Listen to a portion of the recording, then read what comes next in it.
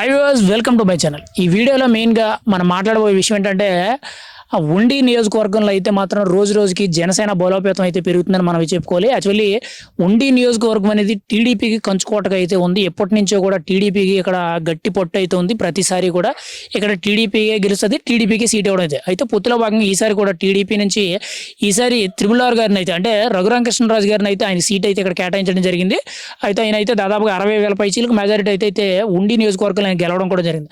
అయితే వైఎస్ఆర్సీపీ పార్టీ అనేది రోజు రోజుకి కూడా ఎంత దీనస్థితికి పడిపోతుందంటే మనం చూసుకోవచ్చు. ఆల్రెడీ పెద్ద పెద్ద నాయకులే రాజీనామాలు చేసి వెళ్ళిపోతున్నారు. అయితే ఇక్కడ ఉండి నియోజకవర్గంలో మెయిన్గా కాళ్ళ మండలంలో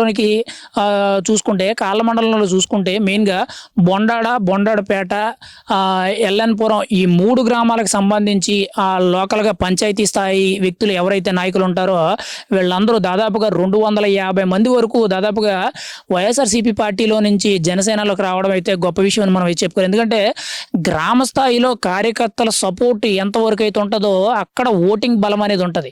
యాక్చువల్లీ మనకు ఉండి నియోజకవర్గంలో మెయిన్గా చూసుకుంటే ఓపెన్గా చెప్పుకోవాలనుకుంటే మనకి జనసేనకైతే చాలా తక్కువ పొట్టు అయితే ఉంది. అంటే మనకి ఓట్ పర్సంటేజ్ అనేది కొంచెం తక్కువగానే ఉంది. అయితే రోజు రోజుకి కూడా ఇప్పుడు వైఎస్ఆర్సీపీకి జనసేన కంటే తగ్గిపోయి జనసేన రోజు రోజుకి కూడా పుంజుకుంటుంది. ఆల్రెడీ టీడీపీ హైలోనే ఉంది.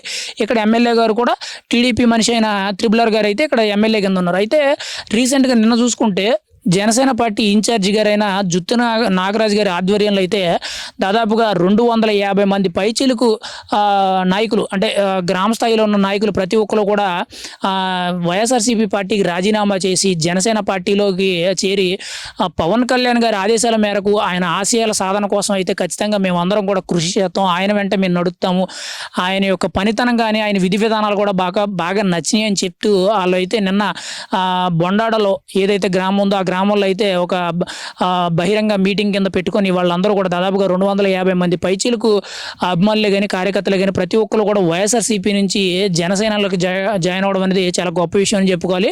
అంటే రాబోయే పంచాయతీ ఎలక్షన్లో ఇదొక గొప్ప పట్టునిచ్చే అవకాశం ఉంది. ఎందుకంటే పంచాయతీ లెవెల్లో ఎవరైతే కార్యకర్తలు బలంగా నిలబడగలుగుతారో ఖచ్చితంగా ఆ పంచాయతీ లెవెల్ క్యాడర్ అంటే లోకల్ క్యాడర్ ఏదైతే ఉందో అదే పార్టీకి పొట్టు అని మనం అయితే చెప్పుకోవచ్చు. ఖచ్చితంగా ఉండి నియోజకవర్గంలో కూడా బలంగా తయారయ్యే విధంగా అయితే ఇన్ఛార్జ్ కింద ఉన్న జుత్తుక నాగరాజు గారు అయితే ఆయన ఎప్పుడైతే ఇన్ఛార్జ్ బాధ్యతలు చేపట్టారో అప్పటి నుంచి కూడా చాలా గట్టిగా బలంగా పార్టీని పైకి తీసుకురావాలి, ఉండి నియోజకవర్గంలో జనసేనకు గట్టి ముద్ర వేయాలని చెప్పి ఆయన అయితే తీవ్రంగా కృషి చేస్తున్నారు. ఇటు కాళ్ళ మండలానికి చెందిన మండల అధ్యక్షుడు ఎవరైతే ఉన్నారో ఎరుబండి రామాంజనేయులు గారు కూడా గట్టిగా పార్టీ కోసం అయితే చాలా గట్టిగా కష్టపడుతున్నారు. ఖచ్చితంగా రాబోయే రోజుల్లో రేపు జరగబోయే పంచాయతీ ఎన్నికలు కానీ, ఎంపీటీసీ ఎన్నికలు కానీ, జడ్పీటీసీ ఎన్నికలు కానీ వీటిలో మాత్రం జనసేన పట్టు ఎక్కడ కూడా తగ్గదు. ఖచ్చితంగా జనసేన అంటే ఏంటో చూపెడతాం, ఉండి నియోజకవర్గంలో జనసేన బలం ఇది అని చూపించే విధంగా అయితే ఖచ్చితంగా వీళ్ళిద్దరూ పనిచేస్తున్నారని మనం అయితే చెప్పుకోవచ్చు. ఇంకా రాబోయే రోజుల్లో ఇంకా ఎంతమంది వైఎస్ఆర్సీపీ వీడి జనసేనలో జాయిన్ అవుతారని మనం అయితే ఎదురు చూడాలి. ఖచ్చితంగా వైఎస్ఆర్సీపీకి ఇది ఒక మైనస్ అనే చెప్పుకోవాలి. ఎందుకంటే లోకల్ క్యాడర్ ఏదైతే ఉందో అంటే గ్రామ స్థాయి నాయకులు ఎవరైతే కోల్పోతారో ఓట్ బ్యాంక్ అంతా పోయినట్టే.